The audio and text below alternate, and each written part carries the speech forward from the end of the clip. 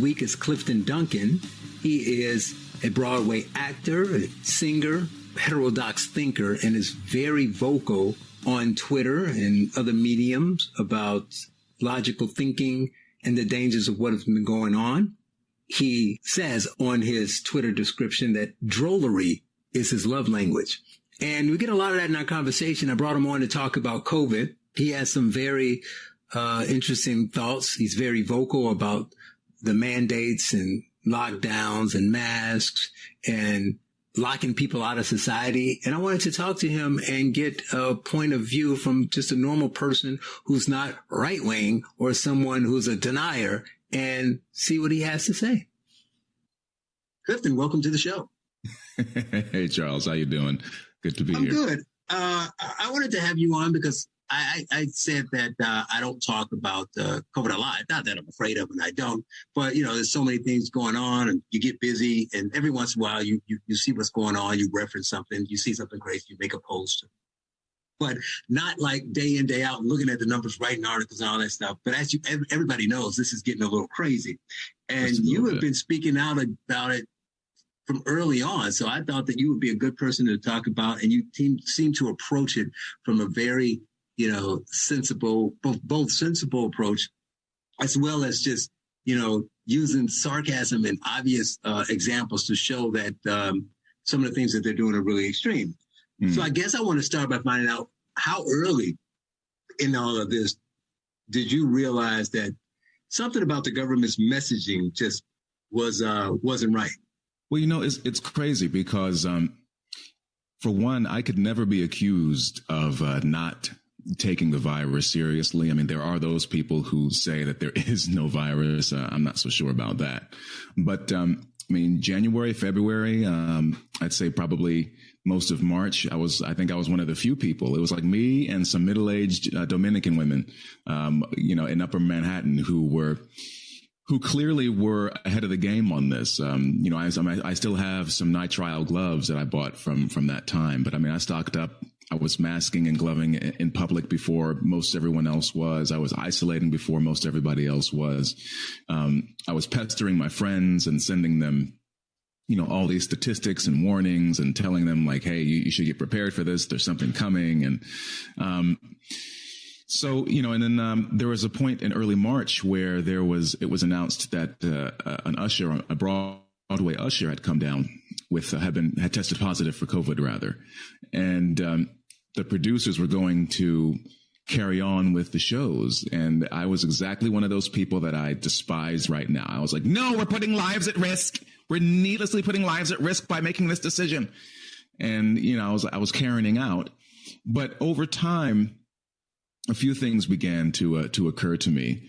One, there was one story in the New York Times where they said that they were going to add 3,700 people to the death toll for COVID, but they were presumed COVID deaths, meaning they hadn't been tested. They were just being counted as COVID deaths if they exhibited symptoms similar to a COVID infection. And for me, my antenna went up because I was like, well, okay, but this seems to be a period in which we needed as much accurate data and information as possible so that we can understand just how deadly the threat is that we're dealing with here.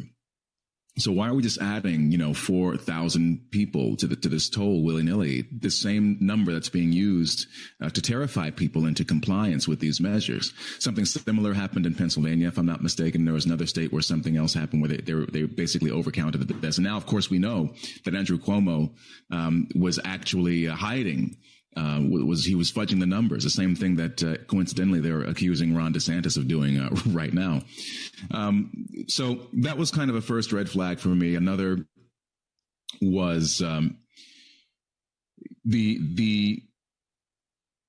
there was a press conference that I'll get to that later actually. So the second thing, because it's sort of chronologically out of sequence.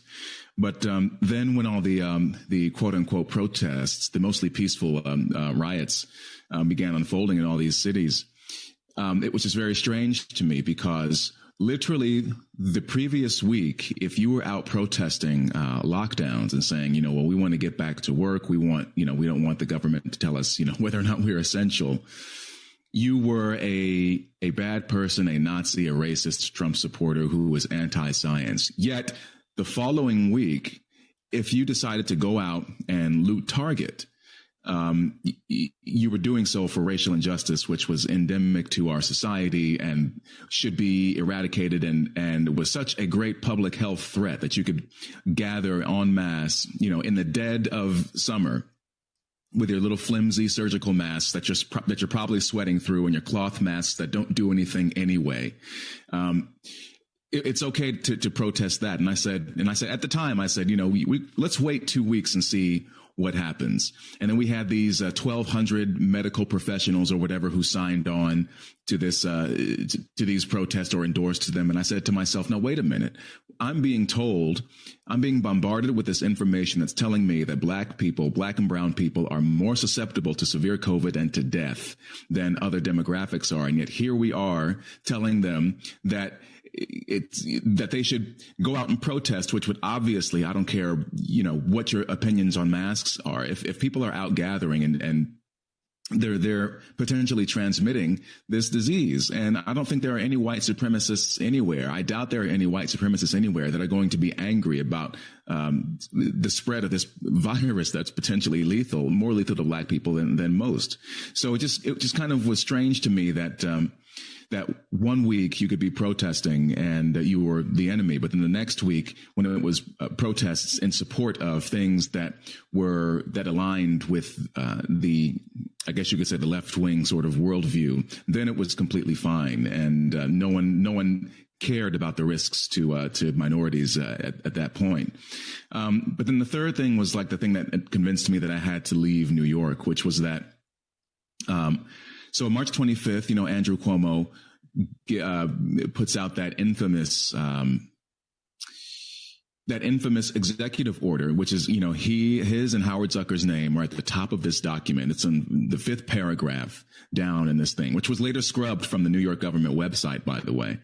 That nursing homes and could not turn away patients based on their COVID status.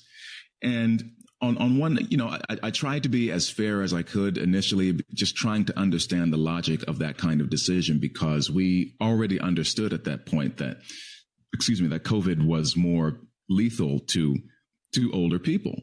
There was a point that there were some, I'll say, not very friendly Gen Zers who were calling it the boomer remover. So it was known from the very beginning who was more vulnerable to this disease. And yet here we have this executive order that's putting people in high risk categories at greater risk. And I just can't understand why that's happening. But Cuomo gave this press conference where he just laid into this reporter with this tirade for the crime of asking about the economic ramifications of shutting down New York State, which, we can see happen now, all the shuttered businesses and businesses that left, and people that are voting with their feet and leaving.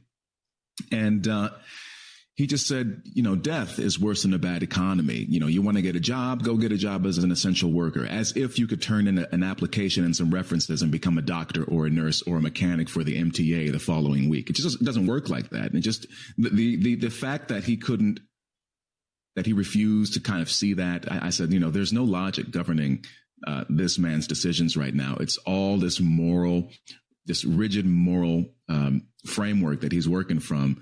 And it really, honestly, it scared me. I said, I have to get out of New York, because this man will justify any action that he takes underneath this framework of, if it saves a life.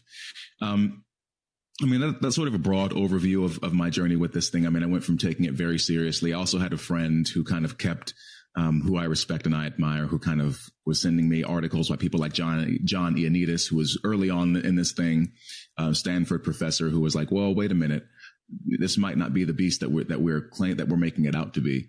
And I was annoyed at first, but then, once I began to see how it was being reported on, to see what data was being suppressed, which experts were being highlighted versus which were not, who was more correct. It was a bunch of YouTubers, honestly, who were more ahead of the game than most of our mainstream media.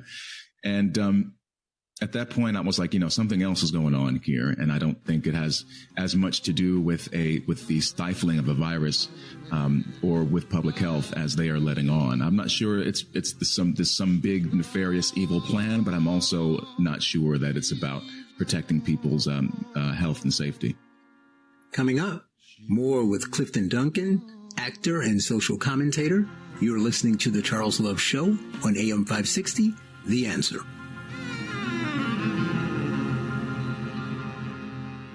We return to The Charles Love Show on AM 560, The Answer. Once again, here's Charles Love. Are you tired of summer nights in Maine? Welcome back. I am continuing my conversation with Clifton Duncan, Broadway actor and social commentator, and we're talking about COVID. In this segment, I asked him why he thinks it got political so fast, and he questions the motivations of the people who are in charge and those making important decisions.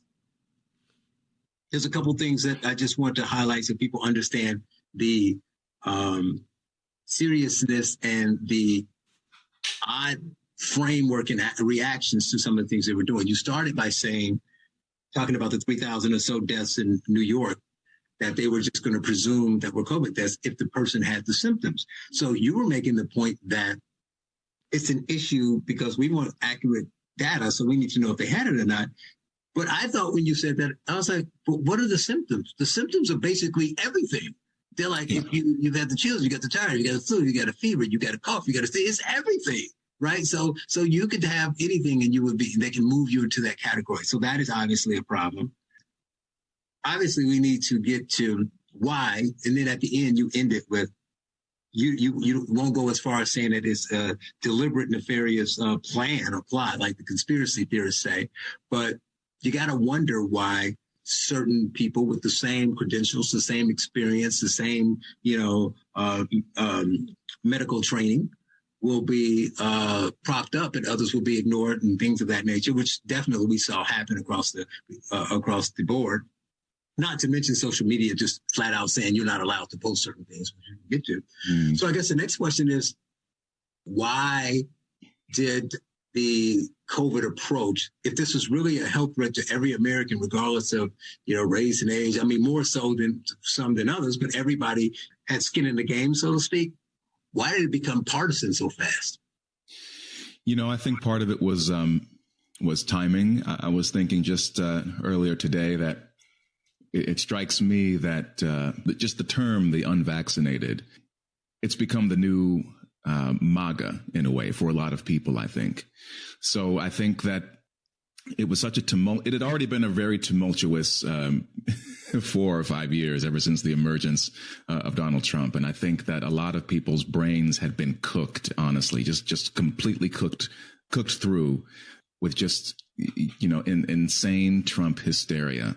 In an election year where the stakes are extraordinarily high, this virus comes along, and I mean, what better vehicle than this sort of invisible enemy to demonize your opponents with? Because, another idea that I've been sketching out for myself, or just working through myself, I know I'm not the first person to make this point, obviously, but, politics becomes a substitute for a lot of people for, a moral code. And, it seems for decades now in this nation, at least, I guess what I'll say is that I don't sense as much of a rejection of people's morality from the right, maybe on certain issues. But by and large, I've found that people on the right will say, well, I think this person that I disagree with is wrong. I don't think that they're necessarily evil. Maybe I think they're crazy, but not necessarily a bad person that needs to kind of be disappeared. Well, whereas on the left, typically, it is, the politics does become a substitute in many ways for a sort of moral, I guess, code, and they seem to abide by it much more strictly than anyone else, to the point where if you disagree even slightly, then you're excommunicated from their sect, as it were. So I think as far as the virus goes, you had a hugely polarizing president who, is not, I think unifying people is not his biggest trait. I think that you have a craven, corrupt, pugilistic political game being played, and the stakes are enormously high. And here comes this virus, which you can say, oh, we already have established this pattern of whatever Trump says, whatever the Republicans do, we're going to do the opposite of that. We're going to support the opposite of that because obviously because of our moral code, whatever these Republicans say or do is wrong, and whatever we say or do is correct. And you have these kinds of people who dominate institutions from academia to entertainment to the press, and I think it's not as big a cluster of people as we would believe, but they command these institutions with a lot of and they have a lot of authority, not just over what information gets out, but by extension our very perception of reality. So you take all of that, the hysteria from the Trump years, the fear of this invisible enemy, and it just provides a perfect opportunity to politicize this thing. So I think some people are using it for political gain. I think some people are using it for their financial interests. Again, you don't even have to go to the extent of being called a conspiracy theorist. Although at this point, I feel like people who are called conspiracy theorists at this point are more reliable than the quote unquote experts that we're asked to listen to. But you can break it down, and this is where I kind of say I put on my actor hat. We're supposed to ask what people's motivations are and be curious and empathetic about things. But you can break it down to just really simple human motivations. If you're Anthony Fauci, you're nearing the end of your life, the end of your career. You want to solidify some kind of legacy for yourself. What better way than to paint yourself as the person or one of the people responsible for leading the nation out of COVID? You failed miserably with AIDS, but we're not allowed to talk about that. But here is COVID to help you salvage your reputation a little bit. If you're a politician, you're in control of a blue state. If you're Andrew Cuomo, you can sell some books. You have a re-election coming up later in the year. You don't anticipate being forced to resign. You're getting all this fawning media coverage from people who agree with you, including your own scumbag brother on CNN. And you have all these people who were saying that you should be the president, and there's vanity and ego involved in that, where you can read headlines about yourself, about how wonderful you are. You're being featured on CNN. You're being given Emmys. People are saying that you should be the next president. So vanity, ego, a thirst for power and status. Especially, I think, if you're a man, power and status are very valuable. There are definitely some specific and highly, highly desired perks of becoming a powerful man. So, if I'm working for Moderna and I've never brought a successful product to the market, and but I'm really, really well known for, my brand as being cutting edge biotechnology and being able to attract a lot of money. Well, what better way to attract even more money and more business than by, putting out this, it's not a new technology, but this miracle vaccine at a time where it's really needed. And, there's a lot of ways to explain what's going on, and lots of people pursuing their own interests. But I think what frustrates me is that there are lots of people, this is sort of a digression from where the question began, but, and again, you read this from, classical literature where people were still allowed to kind of tell the truth, but, evil exists. It's not just, rapists and murderers. It's not just, white collar criminals who embezzle things. I mean, it could be people who appear to be benevolent in front of cameras, but their motivations and their lack of, their motivations can be less than benevolent, shall we say. And behind the scenes, they could be really, really horrible people with no empathy and no care for who you are and whether or not you can live your life. And, I think in one way it's the product of being a pampered and privileged society where, maybe we're not as familiar with that kind of, I'll say the word evil as perhaps we should be, but I don't think you can also rule it out completely. So, it goes back to the question of why. Well, I think the more socially acceptable ways of talking about it, financial interests, political power. If you're someone who is a politician, you want to be seen to be doing something, especially when you're getting pressured by press who was bleeding 24/7 about how many people are dying and how many new cases there are. You can't be seen, you can't be perceived to be doing nothing. So, that's the sort of diplomatic way of saying that maybe there are some people that genuinely are driven by a need to at least appear that they're trying to save lives and doing everything that they can. But, it's a tough question to answer, just as while this is going on. But I think a lot of people who are in my camp, which we call Team Reality, which spans the political spectrum, by the way.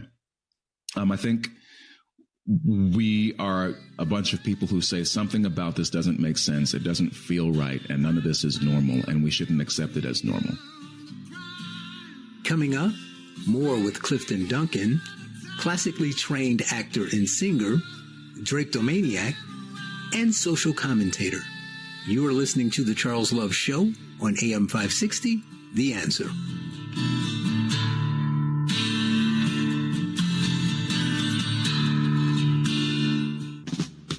You're listening to The Charles Love Show on AM 560, The Answer, with your host, Charles Love. Welcome back. I am continuing my conversation with Clifton Duncan, classically trained actor and singer, and social commentator.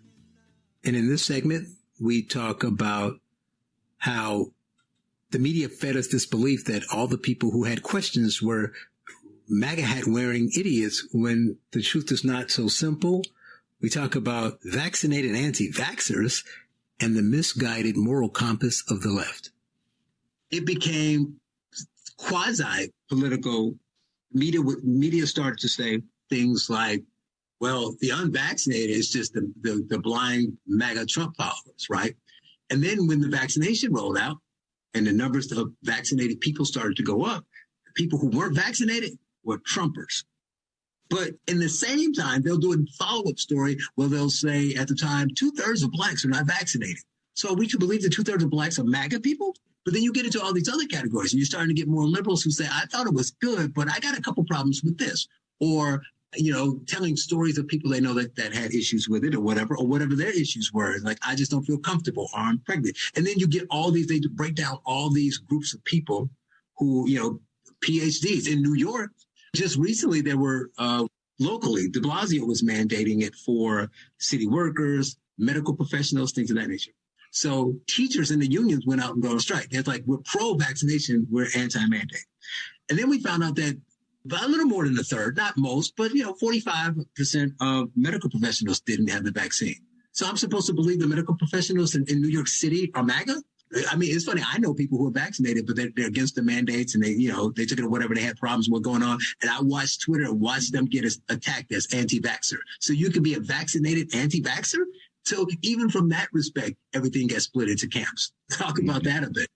Well, it's just the problem, Charles, is that, and I sensed this a year ago, is that this left the realm of logic or science, public health. It left that realm a long time ago. And it's become a moral, I won't say a moral panic, maybe a moral panicdemic. It's just partly because it's become political, partly because we've just emerged from this year where anyone who did not vote for a Democrat is an evil, racist, knuckle-dragging, redneck, horrible, Nazi, fascist, bigot, people's, I guess, sense of their moral compass, whatever moral plane that they're on, at least on the left, I guess I should say, is it's very hypersensitive right now. Their moral compasses are really hypersensitive. And then when you have this idea, because part of the problem, well, what's become part of the problem because it's become such a moral issue is that people now are not looking at the actual numbers, and they're just saying, they're breaking it down into camps of good or bad, good being blue, bad being red. And these people on the blue team, or the blue church, as some might call it, the blue cathedral, they are really convinced because they are quote unquote informed, because they read the New York Times, they watch CNN, they watch MSNBC, and for some reason they expect to be accepted as intelligent for believing those sources of information. But they're convinced that we're in the midst of a new plague where everybody is at equal risk. And it's like, technically that's true, I suppose. I mean, everyone is at some risk to the virus, but I mean, we know what the risk of truly lethal outcomes really is, and to whom those risks apply the most. But that doesn't matter anymore, because now we have a scapegoat. Between the years of 2016 and 2020, it was anybody who was wearing a red MAGA hat. It was anybody who voted for Donald Trump that we could blame for all the ills of society. But now it's the unvaccinated, and the stakes are much, much higher because people are dying. And though that fact is never, ever forgotten, as if people never died before 2020. But it's strange because, again, it's no longer about logic. I mean, you can tell people, I mean, you made that point very well. I mean, I said it before myself. I mean, black people vote overwhelmingly for the Democratic Party, yet they are 2/3 of the people yet 2/3 of black Americans remain unvaccinated. We have about 1/3, as you said, of medical professionals who are choosing not to take the vaccine. So it's just very strange to me. I guess it's not that strange, actually, when I think back on it, because I think when you exist in a plane where people who belong to your church or your cult, as it were, are the good people and everyone else is bad, then it doesn't matter. Everyone else is just bad. There's no gray area to it. I mean, I have female friends who don't want to take the vaccine because they're genuinely concerned about how it will impact their ability to have children. I feel like and it's just weird right now, especially in the midst of the abortion debate, I guess, that's raging over these laws that just emerged in Texas, which I'm sure everyone's telling the truth about, who's detracting from it, but or criticizing it. But it's just weird because it's like, why is it? It comes to a deeper question, maybe a deeper philosophical question, which is, why is it? What kind of society do we have where women's reproductive health and their rights becomes a crucial, critical issue when we're talking about a procedure like abortion or terminating a pregnancy, but not when we're talking about women's concerns about being able to bring a full life into the world, a full baby to term? Coming up, more with Clifton Duncan, classically trained Broadway actor and singer and social commentator. You are listening to The Charles Love Show on AM 560, The Answer.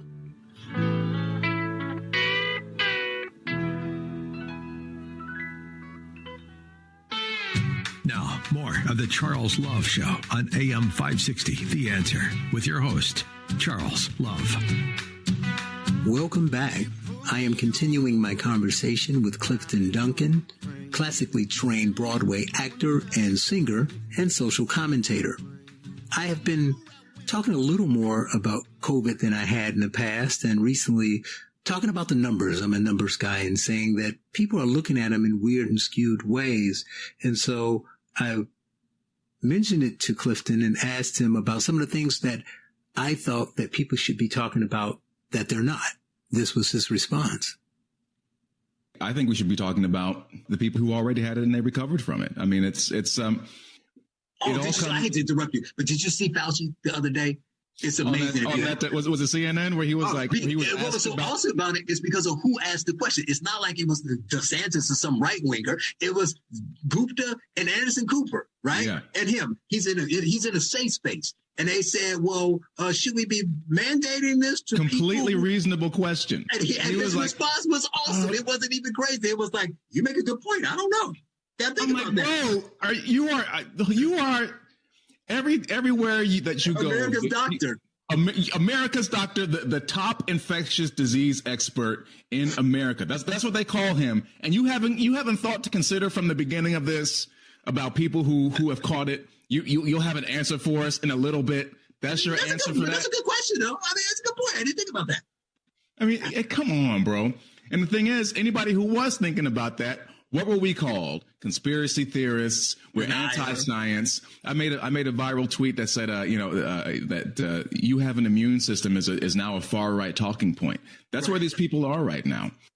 It's tough to say why people just don't look at the numbers. I mean, I made this point the other day to somebody that, again, it's become a moral movement now, and part of it is tied into politics. There's no charts you can show to people. There's no graphs you can show to people. I mean, even people say, like, in this country, well, over 600,000 people have died. And, I've said this to you before.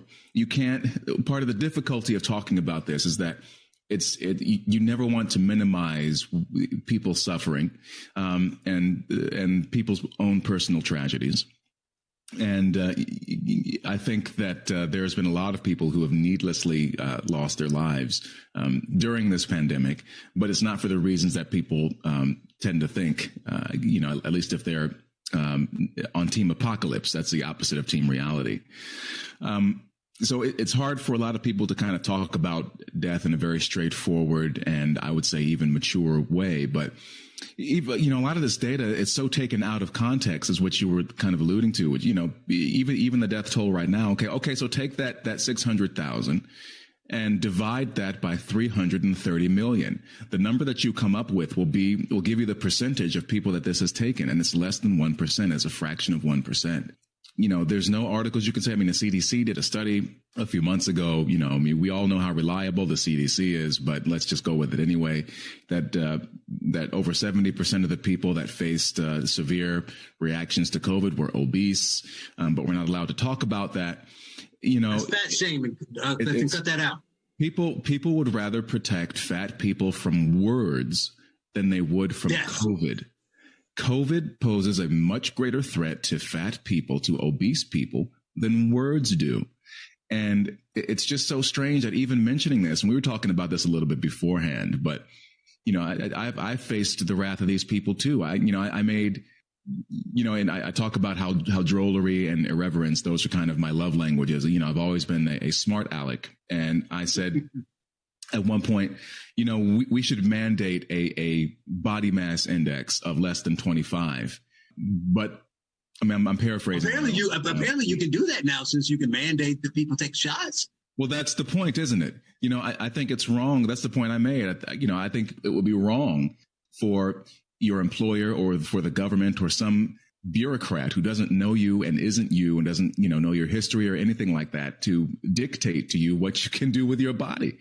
But I mean, literally have people clapping back and saying, just say that you hate fat people. I'm like, you are such a moron. Do you even see what you're saying? And this is what I mean. This is what prompted me to leave New York. It's not politics to these people. It's not a pandemic to these people. It is a moral panic. It is a moral movement. If you wear a mask, you're a good person. If you mask your kids, you're an even better person. If you get double jabbed, you're a saint. If you get the booster shot, you've reached nirvana and you'll live forever, only to be reincarnated in heaven, with however many virgins, in your paradise. That's kind of where we're at right now. Fauci can do no wrong. And that's why they're so problematic, because what people think this is a political thing. And that's why I talk culture so much. I was like, forget about the politics. It has an effect, but it's downstream. The problem is fear and compliance leads to illogical thinking. So we need to get into that, since you brought that up. So let's start with this. I said, to be fair to the vaccinated, I'm not poo-pooing the vaccine. You started off the conversation by talking about how you were taking precautions at the beginning. You just say, as things progress and as you learn more, you adapt to what you learn. But to be fair, you and I and people like us have a low risk. I mean, we're in the age grade, you're younger than me, but we're both considered, young from a health and medical standpoint, not obese, no fat people here, workout, good health, all that kind of stuff. No pre-existing conditions. So to be fair, you and I have a low risk of both having deleterious effects to COVID and a low risk to having the same effects to the vaccine. So we can go either way. So I'm okay people would choose. I don't have a problem with people saying, I'm gonna go ahead and take the vaccine. I'm gonna weigh the risk and they're close, and I might think the risk is slightly higher with COVID, so I go vaccine. You might think the risk is slightly higher vaccine, so I don't take it. But it's definitely not high enough for us to be forced to do it. But at the same time, the fear and the illogical thinking that I'm talking about make people say crazy things. So somebody was talking about, well, I don't do that. I'm not going to take the vaccine because this is this. And then I had someone say, well, if this was Ebola, would you take the vaccine? And I'm like, hell yes. I don't want Ebola. I don't want Ebola. Coming up, my final segment with Clifton Duncan, classically trained actor and singer. You're listening to The Charles Love Show on AM 560, The Answer.